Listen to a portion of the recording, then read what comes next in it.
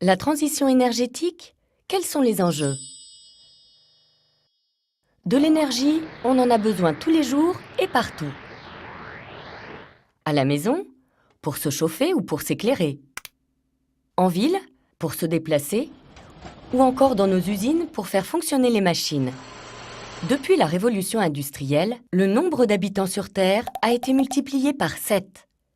Parallèlement, la consommation moyenne d'énergie par habitant a elle aussi été multipliée par 7. Résultat, la consommation mondiale d'énergie a été multipliée par près de 50.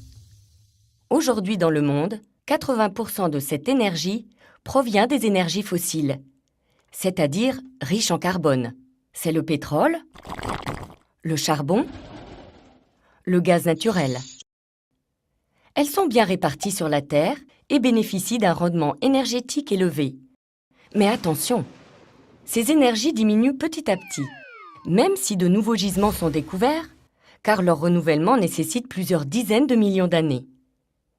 Autre problème, l'utilisation de ces énergies, et particulièrement leur combustion, contribue fortement à l'augmentation de la concentration des gaz à effet de serre. En effet, pour produire de l'électricité ou de la chaleur, les énergies fossiles émettent du dioxyde de carbone, CO2. Cela accélère les changements climatiques, avec comme conséquence une augmentation du niveau des mers ou l'accentuation des phénomènes extrêmes comme les ouragans. Dernier souci, la France n'a que peu d'énergie fossile sur son territoire. On les achète à l'étranger et ça coûte cher. Alors, pour demain, il faut vraiment penser à notre sécurité d'approvisionnement et exploiter nos propres sources d'énergie. Il faut donc adopter un nouveau système énergétique.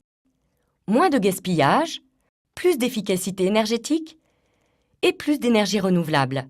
Tout ça avec pour objectif de maintenir un coût abordable pour le consommateur et les entreprises. Pour accélérer le processus, l'Union européenne a établi un programme dit des 3x20.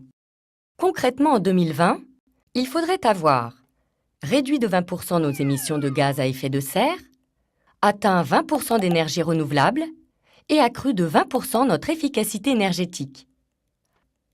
C'est ça la transition énergétique.